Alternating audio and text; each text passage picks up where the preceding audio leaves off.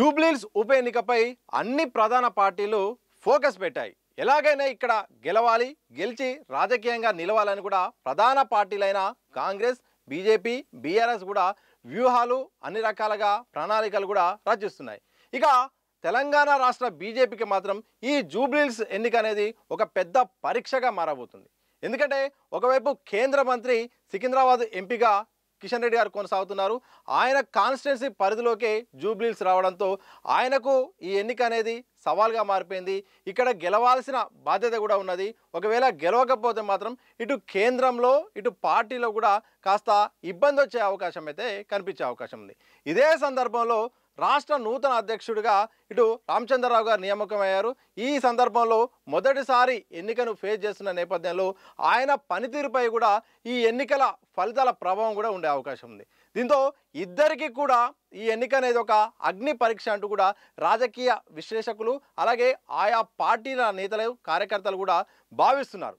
ఇటు కేంద్ర మంత్రి ఇప్పటికే వరుసగా జూబ్లీహిల్స్లో విజిట్ చేస్తున్నారు. శని ఆదివారాల్లో పర్యటన కూడా చేసుకుంటున్నారు. అభివృద్ధి కార్యక్రమాల పేరు మీద అలాగే ఏదో రకంగా అక్కడ తిరిగే ప్రయత్నం చేస్తున్నారు. ఎలాగైనా జూబ్లీహిల్స్లో ఓటు బ్యాంకు పెంచుకోవాలి, అలాగే మంచి ఫలితాన్ని సాధించాలని ఇటు బీజేపీ లక్ష్యంగా పెట్టుకుంది.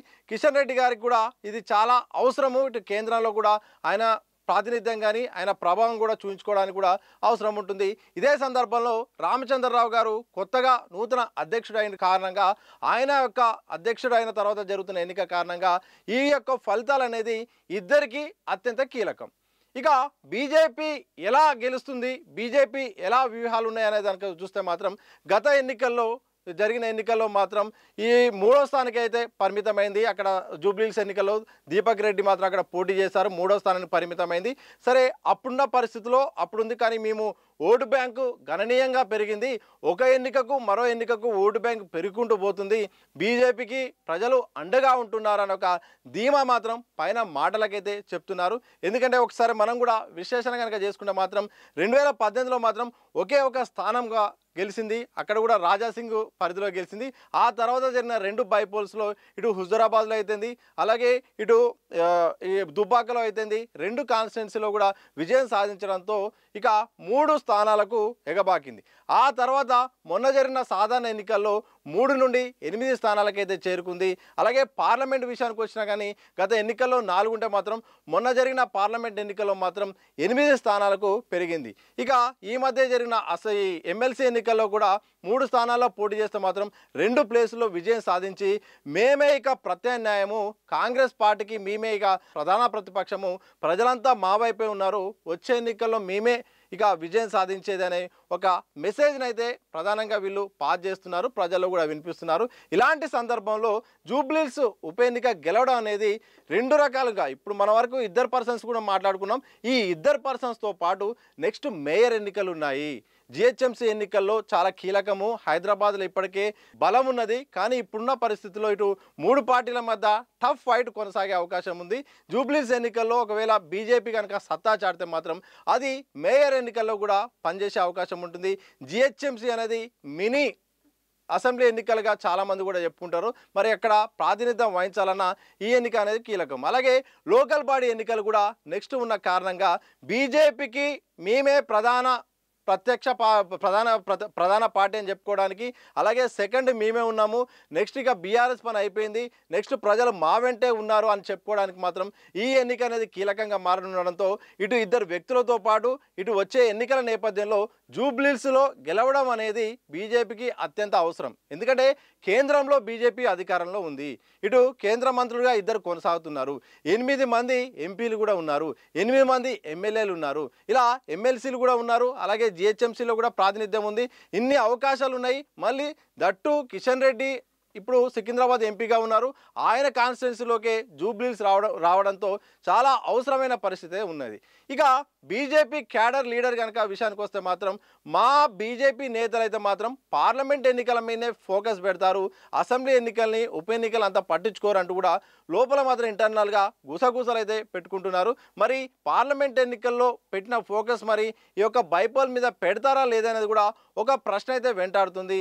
గత ఎన్నికల్లో చూస్తే మాత్రం 3వ స్థానం స్థానానికి పరిమితం కావడం, ఈ 25,000 ఓట్లు వరకే ఉండడంతో అది ఎంతవరకు పెరుగుతుంది? మరోవైపు ఇదే కాన్స్టిట్యున్సీలో మైనార్టీల ప్రభావం అత్యంత కీలకంగా ఉంది.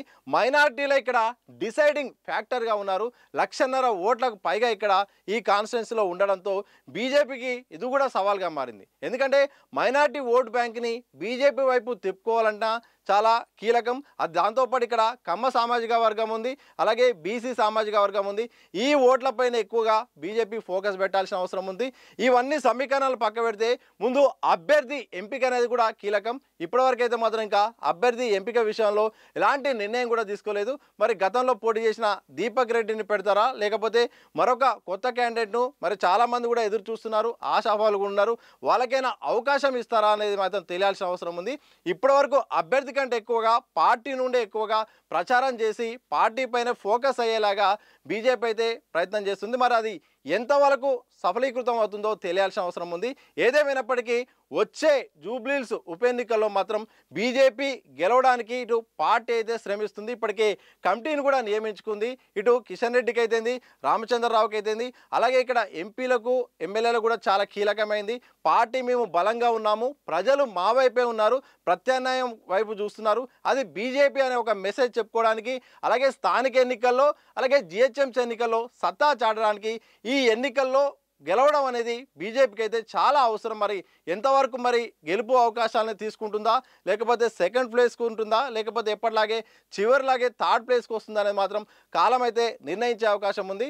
ఏదేమైనప్పటికీ హైదరాబాద్లో ఇటు రంగారెడ్డిలో మాత్రం బీజేపీకి అసెంబ్లీలో ప్రాతినిధ్యం అయితే లేదు. ఉన్న ఒక్క రాజాసింగ్ అయితే మాత్రం పార్టీ సస్పెండ్ చేసింది. దీంతో ఇక హైదరాబాద్ రంగారెడ్డి అంతా ఖాళీ అయింది. ఈ సందర్భంలో జరుగుతున్న జూబ్లీహిల్స్ ఉప ఎన్నిక అనేది బీజేపీకి చాలా ముఖ్యమైనది. మరి ఎంత ఉపయోగించుకుంటుంది, లేకపోతే అధికార పార్టీ లేకపోతే సిట్టింగ్ స్థానమైన బీఆర్ఎస్ మరి కవేశం చేసుకుంటుందా లేదా అనేది అయితే తెలియాల్సిన అవసరం ఉంది. మరి మీరేమనుకుంటున్నారు? జూబ్లీహిల్స్ ఎన్నికల్లో బీజేపీ అనేది గెలవడం సాధ్యమేనా? గెలవాలంటే ఎలాంటి వ్యూహాలతో ముందడుగు వేయాల్సిన అవసరం ఉంటుంది? అభ్యర్థి ఎవరైనా గెలిచే అవకాశం ఉంటుందా, లేకపోతే అభ్యర్థి ఎవరైతే గెలిచే అవకాశం ఉందో కామెంట్ చేసి చెప్పండి.